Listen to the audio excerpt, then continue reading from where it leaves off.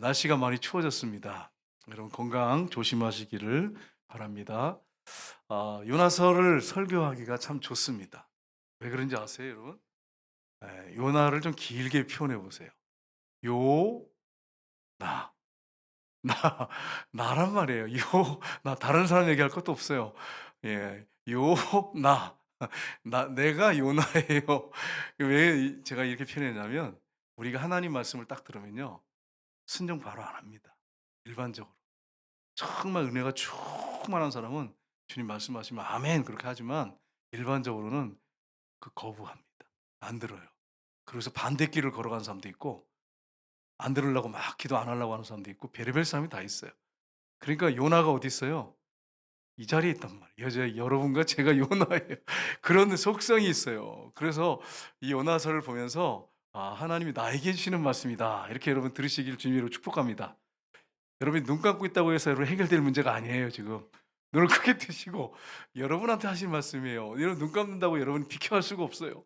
오늘 이 저녁에 왔기 때문에 하나님이 여러분에게 저에게 주시는 말씀으로 아멘으로 받는 시간 되시기를 주님으로 축복합니다. 여러분 요나라고 하는 이름의 뜻이 여러분 뭔지 아세요? 요나란 이름의 뜻은 히브리어로 보면 비둘기란 뜻입니다. 요나가 하나님의 말씀을 듣습니다. 얼마나 감사한 일이에요. 여러분 하나님 말씀을 받는다는 게. 어떤 분은 막 기도해도 하나님 음성을 못 듣는다 그래 가지고 "왜 나한테 말씀 안 하십니까?" 이러는데 요나에게는 말씀하셨어요. "요나야 저 큰 성읍 니느웨로 가서 그 성이 악독이 가득하다고 가서 외쳐라." 이렇게 말씀했어요. 근데 요나가 하나님 말씀을 거부하고 어 다시스로 가는 배를 타고 도망갔습니다. 경상도 말로 하면 토꼈어요. 다시스로 토꼈어요. 토끼다가 결국은 하나님 앞에 붙잡혔어요. 하나님이 막 지중해 바다를 막 풍랑을 일으켜 가지고 결국은 제비뽑기 해 가지고 요나가 뽑혔어요. 좋은 데 뽑히면 얼마나 좋겠어요. 근데 그 배의 풍랑을 만난 원인이 요나라고 하는 그런 표를 받게 됐어요. 이게 얼마나 부끄러워요, 여러분. 이런 표를 받지 않기를 주님으로 축복합니다. 제비뽑기에서 뽑혔어요. 그래 가지고 우리가 제비뽑기 하면 다 좋아하잖아요. 뽑히면 다 좋잖아요. 근데 이거는 좋은 뽑기가 아니에요. 이 풍랑이 누구 때문에 왔느냐 이렇게 뽑았는데 요나 때문에 왔어요. 우리 교회가 어려울 때 우리 뽑기 한번 할까요? 누구 때문에 이 교회가 풍랑이 왔는가? 근데 여러분이 뽑혔다고 한번 생각해 보세요. 이게 얼마나 충격인가? 요나가 뽑혔어요. 그래 가지고 결국 어떻게 됩니까? 그 풍랑이는 바다에 던져졌어요. 하나님이 물고기를 예비해서 큰 물고기를 예비해서 요나를 삼켰습니다. 그래서 우리 한번 이 지도를 한번 볼까요? 예, 지도를 이렇게 보시면 지도 한번 보세요. 예. 요나가 예루살렘 옆에 보면 이제 섬이 이거 이제 바닷가가 있죠. 바닷가에 이제 거기서 배를 타고 저 니느웨로 가라고 돼 있잖아요, 북쪽으로. 근데 반대편으로 가요. 완전히 반대편. 저 끝에 지금은 스페인 땅이에요. 다시스인데 스페인 땅인데 이 거리가 직선 거리로 하면 3,200km예요. 와 어마어마한 거리 아니에요. 배를 타고 3,200km를 토낀 거예요, 경상도 말로. 3,200km면 여러분 생각해 보세요. 서울에서 부산까지가 한 400km 되는데 3,000km를 배를 타고 그것도. 그러면요 이게 지금 몇 달이 걸릴지도 몰라. 몇 달 배를 타고 몇 달이 걸려야 돼. 근데 그 길을 갖다가 토끼는 거예요. 그 먼 길을. 하나님 앞에 이런 그 불순종하고 도망가는 거죠. 그런데 여러분 배 밑창에 깊이 들어가서 거기서 눈을 이렇게 감고 자는 거예요. 이렇게 자는데 여러분 생각해 보세요. 하나님께서 자고 있는데 갑자기 눈을 뜨고 있는데 위에서 "이놈아." 이러면 어떻게 이불 뒤집어 쓰고 제 생각에 이 요나에서는 없어요. 여러분 오해하시면 안 돼요. 이불 다 뒤집어 쓰고 그리고 자는 거예요. 그러다 제비뽑기에서 걸려 가지고 나오게 된 거예요. 그다음 사진 한번 볼까요? 보면 이 니느웨 성에 좌우를 분별하지 못한 사람 12만 명이래요. 그러면 그 인구가 얼마나 되겠습니까? 이 성이 거리가 얼마 되냐면 요나서에 나와요. 여러분 그 거리가 얼마 되는지 여러분 아세요? 요나서를 읽어 보셨죠? 안 읽어 보셨어요? 처음 봐요 오늘? 그 요나서에 보면 이 니느웨 성의 거리가 나와요. 요나서에. 전부 다 처음 듣는 표정인데 이 니느웨 성이 얼마나 크냐면 큰 성이라고 되어 있어요. 큰 성인데 3일 길이래요, 3일 길. 그럼 어느 정도 거리냐면 김천, 대구 구미, 대구 전체 이렇게 해야 하는데 성이 우리나라 이런 성 봤어요? 그 어마어마한 성이지. 3일 길이에요, 3일 길. 그러니까 김천, 구미, 대구를 합친 동그라미 그래 가지고 성이에요. 3일 길이에요. 근데 그 길을 여러분 생각해 보세요. 거기를 가서 외쳐서 그 죽어간 영혼도 구원하라고 했는데 도망간 거예요. 저렇게 멀리 도망간 거예요. 그러다가 결국은 하나님이 지중해 바다를 흔들었어요. 여러분 이 지중해 바다가 생각해 보세요. 직선거리로 3,200km면 어마어마한 바다죠. 우리 한강은 비교도 안 되고 여러분 뭐 서해 바다의 그 서해 쪽의 바다 그걸도 비교도 안 돼요. 어마어마한 거리입니다. 어마어마한 거리. 3,200km면. 근데 그 바다를 다 풍랑으로 흔드셨어 하나님이. 우리 하나님이 얼마나 스케일이 크신지 보세요. 그 어마어마한 바다를 3,200km 되는 바다를 막 지중해 바다를 풍랑으로 흔드셨어요. 우리 하나님은 우리 인간의 생각하고는 달라. 우리는 스케일이 작지만 하나님은 어마어마하신 분이에요, 스케일이. 그걸 흔들어 가지고 요나 제비뽑기 해 가지고 뽑아 가지고 재밌어요. 어떻게 보면 요나서를 보면 하나님 너무 재밌으신 분이에요. 그래 가지고 요나 딱 뽑혀 가지고 그래 가지고 불쑥 여러분 고기 뱃속에 던져지는 이런 일이 오늘 본문의 내용입니다. 이 오늘 말씀을 통해서 우리가 절망적인 상황에서 우리가 해야 할 일이 무엇인가 하는 것을 함께 이 말씀을 가지고 살펴보기 원합니다. 첫 번째는 뭐냐면 절망적인 상황 속에서도 주님이 예비하신 구원 계획이 있음을 믿어야 합니다. 여러분 요나가 왜 이렇게 도망을 갔습니까? 불순종인데 그 이유가 있습니다. 왜냐하면 이스라엘하고 그 니느웨 이 아수르죠. 아수르의 수도가 니느웨인데 아수르하고 원수 관계입니다. 그래가지고 아수르가 망하기를 원했어요. 요나는 빨리 망하기를 원했어. 그런데 세상에 거기 가가지고 회개하라. 그랬는데 진짜 회개했어. 그러면 요나가 뒤에 나와요. 요나서에 보면 뭐라고 되냐면 하나님은 자비로우시고 은혜로우시고 노하기를 더디하시고 은혜가 풍성하셔서 회개하면 용서해 주신다는 거예요. 그러니까 가서 왜 회개하라고 외치기가 싫은 거예요. 왜냐하면 원수가 회개하고 만약에 우리가 잘못했습니다. 그러면 하나님이 깨끗하게 용서해 줄 거예요. 그러니까 이게 싫은 거야. 빨리 멸망하기를 원한 거예요. 여러분 그런 눈으로 보지 마세요. 여러분 나는 괜찮아요. 그렇게 생각하시면 안 돼. 여러분 일본 태풍 올 때 일본 쪽으로 와야 돼요? 우리 쪽으로 와야 돼? 그거 봐 전부 똑같잖아. 일본 쪽으로 가야 돼. 그래서 빨리 일본을 때려가지고 하나님이 일본에 큰 고난을 줘야 된다 이런 생각을 한다니까요. 물론 다 그런 생각은 안 해요. 그런데 다 그런 건 아닌데 일반적으로 그렇게 생각한단 말이에요. 그래서 뭐 이 태풍이 많이 오잖아요. 8월 달 끝나면 그래가지고 제주도에서 이렇게 올라온다 그러면 속으로 아유 일본에 갔으면 좋겠다 이렇게 하는 게 일반적으로 한국 사람들이 대부분 그렇단 말이에요. 여러분, 그러니까 니느웨가 망하기를 원했던 거예요. 원수 나라니까. 그런데 여러분 하나님이 거기 가라는 거예요. 거기 가서 외치라니까 요나가 그 불편한 거예요. 그래서 여러분 요나가 도망을 갑니다. 2절 3절 볼까요? 한번 같이 보겠습니다. 2절 3절 말씀. 너는 일어나 저 큰 성읍 니네로 가서 그것을 향하여 외치라. 그 악독이 네 앞에 상달하였음이라 하시니라. 그러나 요나가 여호와의 얼굴을 피하려고 일어나 다시스로 도망하려 하여 욥바로 내려갔더니 마침 다시스로 가는 배를 만나는지라 여호와의 얼굴을 피하여 그들과 함께 다시스로 가려고 백석을 주고 배에 올랐더라. 여러분 아멘이죠. 악독하기 때문에 회개하라고 가서 외치라고 했는데 요나는 반대 방향으로 도망을 칩니다. 도망가는데 보세요. 누구의 얼굴을 피한다고요? 여호와의 얼굴을 피하여 이렇게 됐어요. 하나님의 얼굴을 피하여. 여러분과 제가 하나님의 얼굴을 피할 수 있을까요? 이거 불가능합니다. 하나님의 얼굴을 피할 수가 없어. 그러니까 도망간다고 해서 해결될 문제가 아니야. 여러분 뭐 세대 가지고 이제 임명하면은 난 정말 안 하고 싶어요. 뭐 이렇게 해가지고 도망가려고 하는데 하나님 얼굴 못 피한다니까 여러분. 그러니까 여러분 하나님의 얼굴 피하지 말길 주님의 이름으로 축복합니다. 하나님의 얼굴 피해서 그들과 함께 다시 들어가려고 뱃삭 들고 배에 올랐더라. 근데 희한한 것은 우리가 하나님의 뜻을 거역하고 반대로 가면 불통할 것 같지만 형통할 때도 있어요. 그래서 다시스로 가려고 도망해서 오빠로 내려갔던 요빠 항에 갔더니 마침 다시스로 가는 배를 만나는지라. 또 이렇게 하면 또 여러분 또 이거 하나님의 뜻이다 이래가지고 또 다른 길로 갈 수도 있어요. 절대 그러시면 안 돼. 하나님이 여러분이 말씀하시면 그 말씀에 아멘하고 순종하셔야 돼. 그 다음 한번 볼까요? 4절 7절 한번 보겠습니다. 같이 읽겠습니다. 여호와께서 큰 바람을 바다 위에 내리심에 바다 가운데 큰 풍랑이 일어나 배가 거의 깨지게 된지라. 그들이 서로 이르되 자 우리가 제비를 뽑아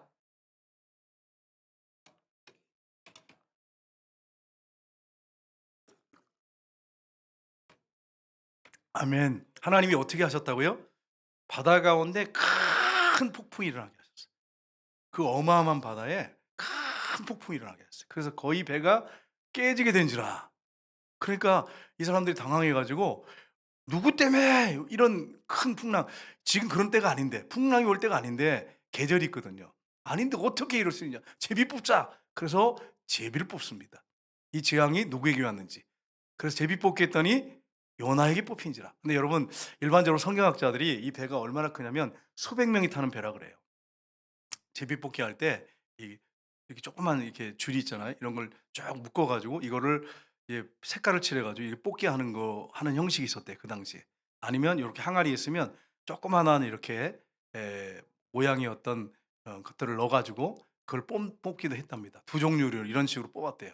어떤 뽑기를 했는지는 나오지 않아요. 근데 제비를 뽑아 가는데 요나가, 그 수백 명 중에 요나가 뽑혔어. 여러분, 제가 인제 이렇게 보면 교회 행사나 뭐 이렇게 뭐 이번에도 우리 저 성탄절날 이브 때 했잖아요. 뽑기 하는데 그거 뭐 세제 바꾸는데 여러분 기분 좋으시죠? 뽑히면. 그 얼마나 좋아, 그죠? 이런 거 뽑혀야 돼, 이런 거, 이런 거 뽑혀야 되는데 세상에 이 풍랑의 원인이 누구 때문이냐 그랬는데 요나가 뽑혀서 자기가 딱 얼마나 당황스럽겠어요. 얼마나 두려웠겠어요. 하나님이 제비뽑기의 명수십니다. 하나님이 정확하게 요나가 뽑도록 만들어 놓으셨어요. 하나님의 얼굴을 피할 수 없고 하나님의 방법을 피할 수가 없는 거예요, 여러분. 그러니까 여러분, 하나님께서 여러분에게 말씀하시면 아멘하고 빨리 순종하시길 주님으로 축복합니다. 괜히 다른 사람들 고생시키지 말고. 요나 하나 때문에 그 배 수백 명이 막 구토하고 얼마나 힘들었겠어요. 막 그냥 살려 달라고 막 외치고 막 구해 달라고 외치고 얼마나 힘들었겠어요. 생각해 봐요. 배가 깨지게 될 정도로. 그러니까 요나 때문에 여러분 수많은 사람들이 그 안에서 고생한 것처럼 내가 하나님 바로 안 서면, 제가 안 서고 여러분이 바로 안 서면 큰 고난이 옵니다. 가정에도 옵니다. 그러니까 이런 사실을 알고 여러분 하나님 앞에 아멘하고 순종하시길 주님의 이름으로 축복합니다. 그렇다고 해서 무조건 다 고난이 오면 다 하나님의 징벌이다, 죄 때문이다, 이렇게 또 해석하시면 안 돼. 하나님께서 어떤 훈련의 목적으로 주시는 경우도 있습니다. 그러니까 여러분 이걸 기억하셔야 돼요. 제자들이 탄 배, 예수님과 함께 탄 배에 큰 풍랑이 일었잖아요. 근데 무슨 죄 때문이 아니었잖아요. 그러니까 예수님이 탄 배도 풍랑이 올 수 있어요. 그러니까 여러분이 이런 사실을 알고 무조건 풍랑이 오고 문제가 생기면 죄 때문이다, 이런 식으로 접근하시면 안 돼. 하나님께서 어떤 섭리에서 그렇게 하시는 경우도 있습니다. 그러나 죄 때문인 경우도 있습니다. 이걸 여러분이 아셔야 돼요. 그래서 여러분, 어 요나가 이제 물고기 뱃속에 들어가게 되는데 성경에 보시면 예수님께서 바리새인과 서기관들이 몰려와 가지고 뭐라고 하냐면 하늘로부터 오는 표적을 이렇게 보여 달라는 거예요. 다른 말로 하면 "네가 메시아라는 증거를 보여 달라." 이렇게 말했습니다. 이 마태복음에 보면 나오는데 먼저 17절 한번 보겠습니다. 17을 보고 그다음 보겠습니다. 같이 읽겠습니다. 여호와께서 이미 큰 물고기를 예비하사 요나를 삼키게 하셨으므로 요나가 밤낮 3 일을 물고기 뱃속에 있으니라. 아멘. 큰 물고기라고 했을 때 우리는 고래라고 생각하잖아요. 고래가 아니에요.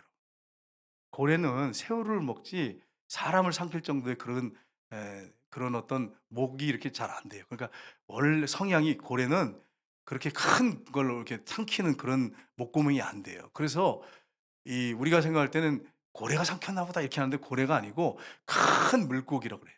근데 전에 유럽에서 고기 한 마리를 잡았는데 어마어마한 고기가 잡혔어요. 고래가 아닌데 사람이 들어갈 살 정도로 된 큰 고래가, 그 고기가 잡혔어요. 그래서 그게 사진 찍혀서 한번 사진 신문에 올린 적이 있어요. "이거 정말 이런 고기가 있다." 그러면서 사람이 살 정도로 어마어마한 고기가 잡혔어요. 고래가 아니었어요. 여러분, 그 물고기를 어떻게 했다고요? 예비하사. 여러분, 풍랑이 막 일어요. 제비뽑기 했어요. 그래서 이 사람들이 어떻게든지 요나 살려보려고 하는데 안 되는 거야. 그래서 요나를 갖다가 던졌어. 그 풍랑이는 바다에 막. 근데 그 밑에를 지나가던 고기가 딱, 이거 생각해 보세요. 이야, 하나님 뭐 기가 막히세요. 기가 막히세요. 그 풍랑이는 바다 요나를 사람들이 이렇게 묶어 가지고 탁 던졌는데 그냥 그 밑에 지나가는 그 풍랑 속에서 고기가 요나를 꾹꾹 삼켰어. 이게 어떻게 타이밍이 맞냔 말이에요, 이게. 한번 생각해 보세요. 하나님이 하신 게 틀림없죠. 하나님은 실수가 없으시는 분이에요. 틀림없습니다. 꾹꾹 삼켰어. 그래서 그 안에 들어가서 며칠 있었습니까, 여러분? 밤낮 3 일을 있었어요, 여러분. 물고기 뱃속에서. 그러면 물고기 뱃속이 아늑할까요? 예? 따뜻하고 막 너무 좋고 막 좋은 냄새가 나고 막 이럴까요? 이거 아니에요. 생각해 보세요. 이 안에 들어갔을 때 얼마나 그 냄새가 아주 그냥 좋지 않은 맵게 그런 그냥 그런 냄새가 얼마나 났겠어요. 거기서 3 일을 있었어요. 거기서 뭐 합니까 요나가? 회개부터 해요, 회개부터. 여러분 물고기 뱃속에 안 들어가려면 회개부터 하시기를 주님으로 축복합니다. 죄 짓고 회개 안 하고 뻔뻔 웃게 다니면 안 돼. 하나님이 고난 속에서 회개시킨단 말이에요. 거기서 막 회개하고 막 그래요, 여러분. 기도하는 걸 우리가 성경에서 보게 되잖아요. 오늘 본문 내용이 그 내용이잖아요. 근데 여러분 예수님이 메시아 사인 표를 보여 달라고 했을 때 이렇게 말씀하셨어요. 마태복음 12장 39절 40절 보겠습니다. 같이 읽겠습니다. 예수께서 대답하여 이르시되 악하고 음란한 세대가 표적을 구하나 선자 요나의 표적밖에는 보일 표적이 없느니라. 요나가 밤낮 사흘 동안 큰 물고기 뱃속에 있었던 것 같이 인자도 밤낮 사흘 동안 땅속에 있으리라. 아멘. 당신이 하나님께로부터 메시아란 증거를 좀 보달라고 이렇게 했을 때 예수님 뭐라고 말씀하세요? 악하고 음란한 세대가 내가 메시아인 표적을 보여달라고 하는데 요나의 표적밖에 너희들한테 보여줄 표적이 없다. 딱 잘라버리십니다. 영어 성경에는 nothing but 이것밖에 없어. 이렇게 얘기하셨어요. 여러분 그렇습니다. 예수님께서 왜 이 말씀하셨냐면 그 밑에 보시면 알죠. 요나가 밤낮 사흘 동안 물고기 뱃속에 있었던 것 같이 인자도 밤낮 사흘 동안 어디에 있다고요? 땅속에. 요나는 물고기 뱃속에, 예수님은 땅속에 있을 것이다. 이 말은 뭐냐면 땅속에 있지만 3일 만에 부활할 거라고 하는 것을 말씀하신 것입니다. 이게 바로 내가 메시아인 증거라는 거예요. 그러니까 여러분 우리가 제자들하고 이렇게 한번 가만히 생각해 보세요. 제자들이 얼마나 많은 기적을 봤습니까? 죽은 사람이 살아나는 거, 안진뱅이가 일어나는 거, 문둥병자의 그 문둥병이 깨끗하게 치유되는 거, 우리를 걷고 오병이의 기적, 칠병이의 기적, 뭐 수많은 기적, 병자들이 그렇게 많이 나는 기적을 눈으로 직접 봤어요. 이게 하나님의 능력이죠. 거기다가 자기들이 예수님이 주신 권위 가지고 가서 귀신을 쫓고 병자를 고쳤습니다. 은사가 나타났죠. 기적, 이것, 은사 가지고 안 된다는 거예요. 이건 한계가 있습니다. 이건 주님의 말씀을 믿을 수 있는 어떤 그런 좋은 어떤 그런 계기가 될 수 있지만 이거 가지고 안 된다는 거예요. 그 제자들 보세요. 그렇게 많은 기적을 받고 자기들이 기적을 일으켜 놓고도 예수님 붙잡혀 갈 때는 다 도망갔잖아요. 그리고 모른다고 베드로는 3번이나 부인하고 저주하고 맹세까지 했습니다. 이거 가지고 안 된다는 거예요. 예수님이 뭐라고 말씀하세요? 내가 십자가에 죽고 무덤 속에 들어갔다가 3일 만에 부활한 걸 보게 된다면 너희가 믿을 거라는 거예요. 여러분 부활이 얼마나 중요합니까? 내가 바로 메시아인 증거는 부활이다. 이렇게 말씀하신 거예요. 쉽게 말하면. 그러니까 십자가의 복음, 부활의 복음 그렇게 우리가 외쳐야 돼요. 부활의 복음도 틀림이 없어요. 내가 그렇게 될 것이다 이랬잖아요. 그래서 여러분 우리가 여기서 주님이 예비하신 구원 계획이 있음을 믿어야 합니다. 그럼 요나를 하나님께서 물고기 뱃속에 집어넣은 걸 요나 죽이려고 그렇게 하신 것입니까? 아니에요. 거기서 회개시키고 하나님이 어떤 분이 깊이 만나게 한 다음에 토해내 가지고 가서 외쳐 가지고 그 니느웨 성 사람들이 회개하고 돌아오도록 하기 위해서 하신 거예요. 요나를 구원하기 위해서뿐 아니라 니느웨 백성을 구원하기 위해서 주님께서 물고기 뱃속에 집어넣으신 것입니다. 그러니까 여러분 우리가 고난 당할 때 우리에게는 모든 게 합력해 선을 이십니다. 고난이 축복이에요, 여러분. 그러니까 여러분 감사하시길 주님으로 축복합니다. 그 예수님이 땅속에 들어가서 3일 동안 계시다가 나오셔서 부활하셨어요. 그래서 제자들이 어떻게 됩니까? 그 부활을 본 다음에는 도망을 못 가 이제는. 부활을 보고 어떻게 도망갑니까? 이분이 하나님이신데, 하나님의 아들이신데. 그래서 예수님이 승천하신 다음에 오순절 날까지 계속 10일 동안 기도하다가 성령이 임하니까 베드로 설교가 내용이 뭡니까? 여러분 이 장을 자세히 보세요. 십자가에 포인트가 있는지 부활의 포인트가 있는지 쭉 보시면 제가 몇 번을 본지 몰라요. 이걸 봤는데 핵심 포인트가 뭐냐면 부활이었어요. 왜냐하면 구약의 부활에 대한 이 다윗에 대한 내용을 쭉 거의 한 10절 가까이를 설명을 해요. 그 다음에 너희들이 십자가 못 박아 죽였지만 그분이 3일 만에 부활했다고 하는 거, 부활하셨다 이렇게 외쳐요. 부활했다고. 그러니까 하나님이 그를 살리신지라 이렇게 말합니다. 그러니까 그들이 그러면 우리가 누굴 죽인 거야? 하나님이 아들을 죽인 거야 우리가? 그래서 어찌할까 하고 회개할 때 베드로가 너희가 각각 회개하여 예수 이름 그리스도 이름으로 세례를 받고 죄 사함을 얻으라. 그럼 성령을 선물로 받으리라. 여러분 유대인들이 왜 회개하고 돌아왔습니까? 부활을 설명했을 때 십자가가 아니었어요. 죽으시고 부활한 걸 설명했을 때 그럼 우리가 하나님의 아들을 죽인 거야. 하나님을 죽인 거야. 그러고서 그들이 회개한 거예요. 요나가 물고기 뱃속에 나와 가지고 니네에 가서 3일 길인데 하루 길을 가면서 하나님이 40일 지나면 이 성을 멸망시킨답니다라고 했을 때 하루 길 동안 사람들이 막 회개가 터졌어요. 그래서 느네의 성이 구원받았잖아요. 마찬가지입니다. 예수님이 부활하신 다음에 오순절날 성령 받은 사람들이 사도행전에 보면 초점이 어디에 있냐면 부활에 있어요. 부활을 전하기 시작해요. 십자가에 죽으시고 부활하신 분을 정합니다. 그랬을 때 회개하는 역사들이 막 일어났습니다. 여러분 지금도 마찬가지예요. 유대 이스라엘에 가서 십자가 전하면 내가 쭉 다 이렇게 체크해 봤더니 십자가에 저주받아 죽은 사람이라고 생각을 하고 있어요. 전부 다. 유대인들은 공통적인 생각이 그래요. 십자가에 저주받아 죽었다고 공통적으로 다 생각해요. 그런데 부활을 증거하잖아요. 그러면 이게 양상이 달라져. 그러면 이분이 누구야? 하나님이셔? 하나님의 아들 메시아야? 메시아를 우리가 죽인 거야? 이렇게 되는 거예요. 우리 민족이 메시아를 죽인 거야? 이렇게 되는 거예요. 그래서 여러분 우리가 전할 때 포인트를 어디에 맞춰야 되냐면 십자가를 중요하게 여겨야죠. 나를 위해 죽으신 예수님 대속의 죽음이 얼마나 중요합니까? 십자가에다 포인트를 맞추지 말고 십자가를 지나면서 부활을 증거하셔야 돼. 그렇게 되면 유대인들이 우리가 그럼 메시아 하나님의 아들을 죽인 거야? 이렇게 되는 거예요. 그러니까 여러분이 한번 제 말이 틀린 말인지 유대인들한테 혹시 아는 분이나 있으면 물어보세요. 십자가에 죽은 그 청년은 저주받아 죽었다 그래요. 그 종교 지도자들하고 대항하고 자기 생각을 펼치고 자기의 어떤 그런 교리를 펼치다가 죽었다고 다 그렇게 생각하고 있어요. 근데 부활이 확정이 돼 버리면 양상이 달라져 버려요. 이분이 메시아야? 그래서 예수님이 뭐라고 말씀하셨어요? 요나의 표적밖에는 너희에게 보여줄 표적이 없다. 이렇게 말씀하셔야 돼요. 제 같으면 생각에 내가 십자가에 죽는 것밖에 너희들한테 보여줄 표적이 없다. 이렇게 설명하셔야 돼요. 그렇게 설명하지 않으시고 요나의 이것밖에 없다. 표적밖에 없다. 요나가 밤낮 물고기 속에 3일 동안 있던 것처럼 인자도 땅 속에 3일 동안 있으리라 이렇게 말씀하시잖아요. 그러니까 이렇게 확실한 우리가 부활이 있는데 맨날 십자가에만 초점 맞춰가지고 십자만 전하고 있으면 우리가 반쪽짜리 복음을 전하는 거예요. 반쪽짜리. 그래서 우리가 십자가 죽으시고 부활하셨습니다라고 하는 것이 증거돼야 이게 부활이 바로 증거예요. 물증인 거예요. 이분이 하나님의 아들인 물증이야. 우리가 증거를 보고 믿잖아요, 여러분. 신문이라든지 아니면 어떤 사람이 어떤 얘기하면 그럼 증거를 대봐 이렇게 얘기하잖아요. 증거. 증거가 바로 부활이에요.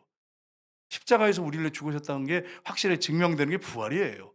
그러니까 여러분 뭘 전해야 됩니까? 죽으시고 부활하신 사실을 명확하게 전해야지.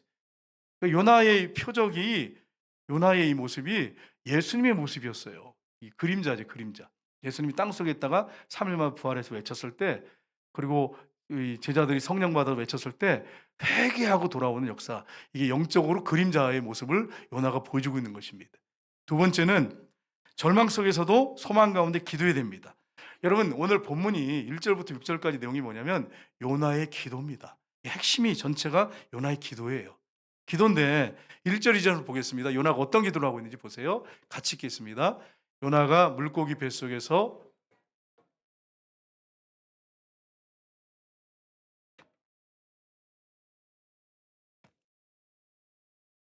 내가 세월의 뱃속에서 부르셨더니 주께서 내 음성을 들으셨나이다. 아멘. 근데 내용을 자세히 살펴보시면 요나가 회개하고 있다고 하는 것을 알 수 있습니다. 여러분 요나가 그 물고기 뱃속에서 기도하는 거예요. 기도하는데 내가 스올이라고 할 때 이거는 뭐 땅속도 되고요. 어떤 컴컴한 어두운데 그렇게 됩니다. 물고기 뱃속도 되고 그 뱃속에서 부르셨더니 주께서 내 음성을 들으셨나이다. 여러분 그 풍랑이는 바다 가운데 던져져 가지고 큰 물고기가 바닷속을 지금 헤엄쳐서 다닙니다. 그 속에 요나가 있습니다. 근데 요나가 물속에서 기도하는데 하나님 들으십니까 안 들으십니까? 들으셨어요. 혹시 여러분이 바다 구경을 바닷속을 구경하기를 좋아하는 사람도 있잖아요.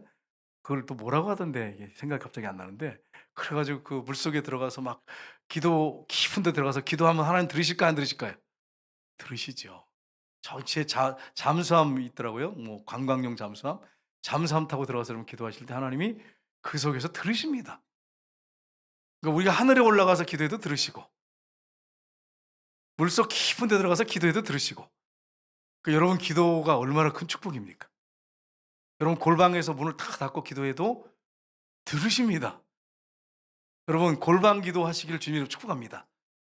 대표 기도하시는 분들이 어떤 분은 길게 하는 분이 있어요. 그러면 제가 속으로 이런 생각이 들어요. 저분이 골방 기도를 오래 하실까? 죄송해요 여러분. 그런 생각을 하지 말아야 되는데 너무 길게 하면 그래요. 근데 우리 교회에서 그런 분이 별로 없어서 감사한데 어떤 분은 그냥 기도하면 그냥 창세기부터 계시록까지 그냥 얼마나 그냥 줄줄줄 나오는지 속으로 그런 생각이 딱 들더라니까요. 저분은 정말 집에서 골방에서 저렇게 오래 기도하나 이런 생각을 해봐요. 여러분 골방 기도를 오래 하시길 주님으로 축복합니다. 대표 기도는 짧을수록 좋아. 근데 또 그렇다고 해서 너무 또 짧을수록 좋다고 해서 너무 짧게 하면 또 안 되고 정말 필요한 기도는 해야죠. 하는데 어떤 분은 그래가지고 짧게 한다는 좋아해서 너무 짧아. 그래서 내가 저분이 기도한 건가 이런 생각을 할 때도 있었어요. 예전에 너무 짧아가지고. 그런데 여러분 중요한 것은 돌방 기도입니다. 골방 기도를 오래 하셔야 돼. 교회에서 기도 또 오래 하셔야 돼. 그런 분들이 기도할 때 은혜가 되잖아요. 여러분이 아시잖아 대충. 그래서 골방 기도를 많이 하는 거 소중합니다. 요나가 고기 뱃속에서 얼마나 하나님께 기도하는지 7절 한번 보겠습니다. 7절 말씀 같이 읽겠습니다. 내 영혼이 내 속에서 피곤할 때에 내가 여호와를 생각하였더니 내 기도가 주께 이르렀사오며 주의 성전에 미쳤나이다. 아멘. 요나의 사고에는 어떤 게 있냐면 성전에 하나님이 임재해 계시다는 사고를 갖고 있어요. 그러니까 요 물고기 뱃속에 지금 내가 고통당하고 있습니다. 하나님 앞에 부르짖어 기도했는데 하나님이 성전에 임재해 계시는데 그 하나님이 나의 기도를 들으셨다고. 미쳤다고 이렇게 말하고 있습니다. 하나님께 미쳤다고. 여러분 하나님 앞에 상달되는 기도 오늘 이 저녁에 우리가 함께 기도하는 거 하나님 들으시고 역사하세요. 다윗이 하나님 앞에 기도할 때 뭐라고 기도했습니까? 보겠습니다. 시편 40편 1, 2절 보겠습니다. 같이 읽겠습니다. 내가 여호와를 기다리고 기다렸더니 길을 그리사 나의 부르짖음에 들으셨도다. 나를 기가 막힌 웅덩이와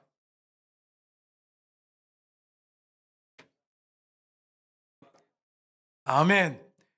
다윗이 고난과 환난 가운데 하나님을 기다리고 기다리면서 막 간절히 기도했더니 어떻게 하셨다고요? 귀를 기울이사 나의 부르짖음을 들으셨도다. 여러분 하나님 앞에 부르짖어 기도하시기를 주님으로 축복합니다. 오늘 저녁에 우리가 부르짖어 기도하면 하나님이 들으시고 역사하십니다. 나를 기가 막힐 웅덩이와 수렁에서 끌어올리시고 내 발을 반석 위에 두사 내 걸음을 견고하게 하셨도다. 기도하는 사람을 하나님께서 견고하게 해주십니다. 기도 안 하는 사람들은요 고난과 환난 가운데 이기지 못해요. 사단의 유혹에 시험에 너무 잘 넘어가. 그래서 예수님 말씀하셨잖아요. 시험에 들지 않도록 깨어 기도해라. 네가 1시간 동안도 깨어 기도할 수 없더냐. 여러분 자신한테 한번 질문해 보세요. 나는 1시간 동안 기도하는 사람인가?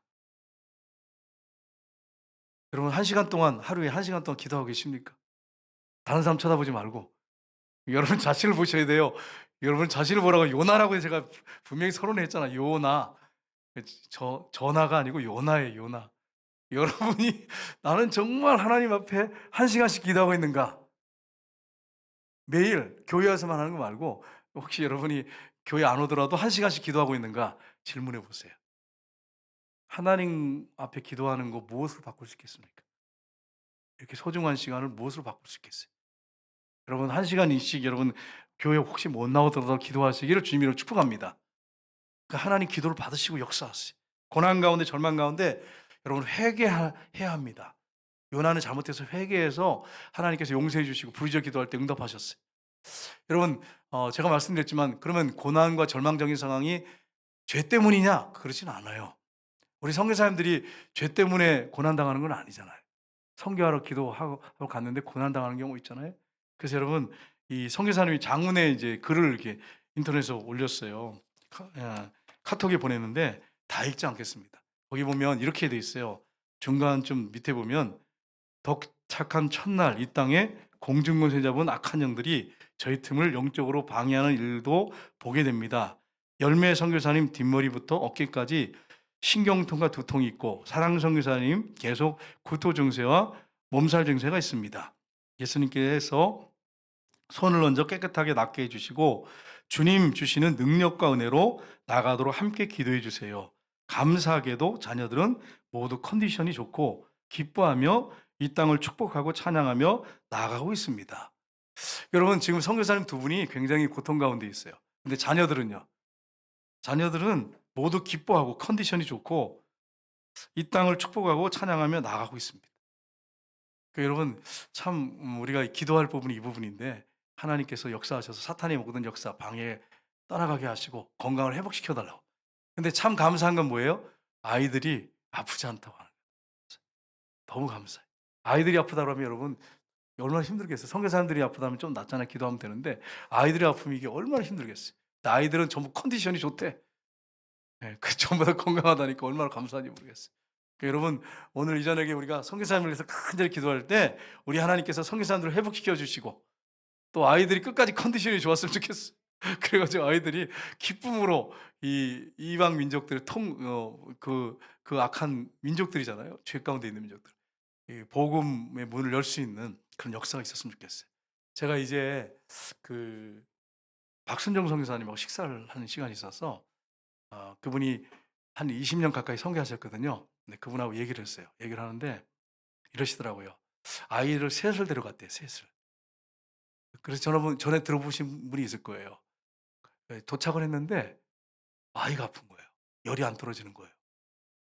병원 갈 수도 없고 그 시간에. 그래 가지고 아이를 눕혀 놓고서 부부가 앉아 가지고 찬송가 1 장부터 해서 마지막 장까지 밤새도록 붙들대 밤새도록. 그래서 내가 선교사님 어떻게 그렇게 찬송을 잘하세요?" 이렇게 했어요. 그랬더니 그 물어보면 안 되는데 그걸 물어봤어요. "어떻게 그렇게 잘하세요?" 그랬더니 "목사님 모르는 거 그냥 가사 읽었어요." 이렇게 가사만 읽었대 가사만. 그래 가지고 이 첫 장부터 마지막까지 그러니까 그 시간이 여러분 생각해 보세요. 이 중동 지방 이런 데는 또 우리 같이 막 24 시간 받지 않잖아요. 그러니까 이제 그걸 시작해 가지고 호텔에서 그 얼마나 많은 시간을 했겠어요. 다 거의 다 뭐 부르고 읽을 정도면 얼마나 했겠어요. 그런데 그렇게 하니까 아이의 열이 떨어지고 몸이 회복돼 가지고 선교를 잘했다고 하시더라고요. 그분들이 주로 했던 사역은 뭐냐면 난민 선교였습니다. 난민 선교를 했는데 이분이 이렇게 말씀하세요. 선교사님이. "목사님, 난민들한테 가면 마음이 가난해져 가지고 웬만하면 다 복음 받아들입니다. 고난과 고통이 축복이었습니다." 이렇게 얘기하더라고요. 시리아 난민들 있잖아요. 그래 가지고 터키에 있고 막 흩어져 있잖아요. 근데 난민촌에 가면 정말 복음을 잘 받아들인대. 근데 난민 아닌 사람들한테 가서 터키에서도 복음 전하고 하는데 얼마나 강팍한지 복음을 안 받아들인지. 그러니까 여러분 고난이 우리를 마음을 겸손하게 만들어요. 여러분 지금 고난 당하는 분이 있습니까? 그러면 하나님 앞에 감사하십시오. '아 하나님이 내 마음을 가난하게 만들고 겸손하게 하는구나.' 이럴 때 기도하면 응답을 전달받겠지 여러분. 그러니까 여러분 우리 선교사님들의 이런 간증을 들어보면 이게 살아있는 간증이잖아요. 이런 것들을 박순영 선교사님 하나님의 역사하심을 우리가 봐야 합니다. 그분들 얘기 들어보니까 참 놀랍더라고요. 하나님 일하신 것들이 참 놀랍더라고요. 그리고 그러면 이런 얘기를 하시더라고요. 이렇게 하도 더워 가지고 사우디하고 같은 기후래요, 사우디하고. 여름에 문을 탁 열면 뜨거운 바람이 확 이렇게 들어오는데 그냥 숨이 콱 막힌대. 그 내가 "아 선교사님 어떻게 선교를 하셨어요?" 그랬더니 "목사님 다 적응하면 됩니다." 밤에 그러면 "어떻게 주무셨어요?" 그러니까 그 밖 가게에 나가 가지고 얼음 덩어리 이렇게 판대 우리나라하고 좀 달라요. 그 지역은 인제 그 우리나라는 잘 사니까 뭐 전부 냉장고 있고 에어컨 도는데 얼음을 큰 걸 사 가지고 그걸 다 잘게 썰어 가지고 이 봉지 같은 데 이렇게 넣어 가지고 그걸로 이렇게 막 몸에 열을 식히고 그러고서 저녁에 인제 좀 약간 선선해지면 들어가서 잔대. 그 얘기를 하시더라고요. 근데 사우디는 그래도 감사한 게 뭐냐면 에어컨 집만 잘 구하면 에어컨이 있단 말이에요. 그러니까 여러분 우리가 그렇게 더운지 막 탁 문 열고 나가면 숨이 확 막히는 근데 적응하니까 또 된다 그러더라고요. 그 어떻게 전도하셨어요? 적응하니까 된대. 하나님께서 우리 몸을 너무 잘 창조하셨어요. 그래 가지고 어느 나라 가든지 적응하면 된단 말이에요. 여러분과 제가 아프리카 가서 적응하면 될까요, 안 될까요? 전부 안 가려고 대답도 안 하세요. 대답도 안 하세요. 제발 그러지 마. 가라고 하면 또 순종하고 가야지 아프리카라도. 적응하면 아프리카에서도 돼요. 된단 말이에요. 하나님께서 어느 나라 가도 우리가 가서 사랑하는 마음으로 기도하면서 적응하면 다 된단 말이에요. 믿음으로 우리가 순종해야 합니다.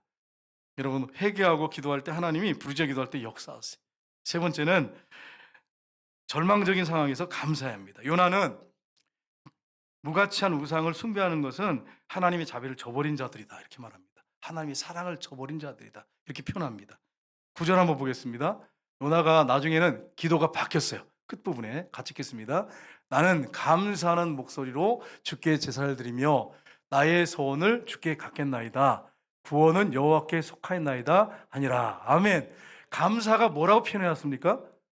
감사 제사로 표현해놨습니다. 제사로 표현해놨어요. 우리가 하나님 앞에 감사드리는 것은 하나님 앞에 뭘 하는 거예요? 제사하는 거예요. 그렇게 기쁘게 받으세요. 그렇게 기쁘게 받으신단 말이에요. 그래서 하나님 앞에 감사하겠다고 이렇게 하고 있습니다. 여러분, 우리가 늘 감사하며 살았으면 좋겠어요. 1월 1일 날 제가 이런 생각을 했어요. 하나님, 내가 감사하며 살게 없었어. 그러면서 기도를 막 했거든요. 근데 딱 나가다가 안 좋은 일이 생겼어. 감사가 나왔을까요? 안 나왔을까요? 답을 하진 않겠습니다.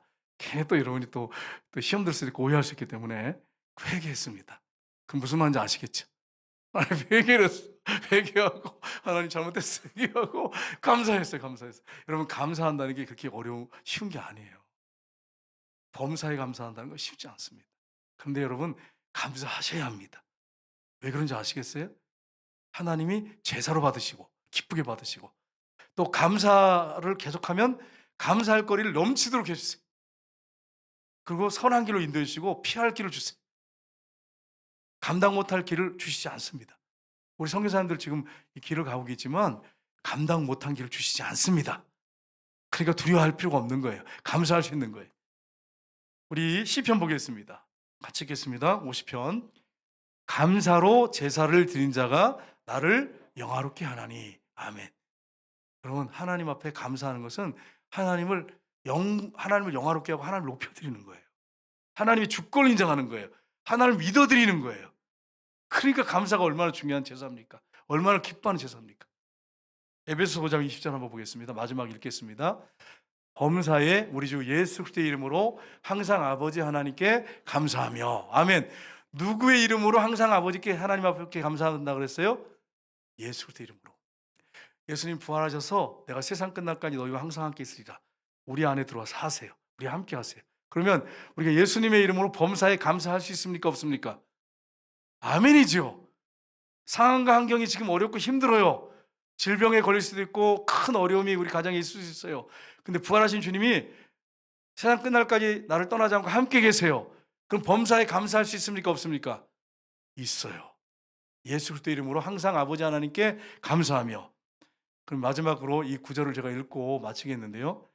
여러분, 큰 고난 가운데 하박국 선지자가 이렇게 감사하고 있습니다. 비록 무화과나무가 무성하지 못하며 포도나무에 열매가 없으며 감람나무에 소출이 없으며 밭에 먹을 것이 없으며 우리의 양이 없으며 외양간에 소가 없을지라도 나는 여호와로 말미암아 즐거워하며 나의 구원의 하나님으로 말미암아 기뻐하리로다.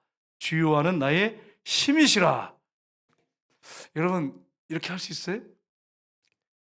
통장 잔고에 제로만 돼도 괜찮은데 마이너스에다가, 예를 들어서 마이너스에다가 차가 지금 퍼져가지고 고쳐야 되는데 고칠 돈도 없어.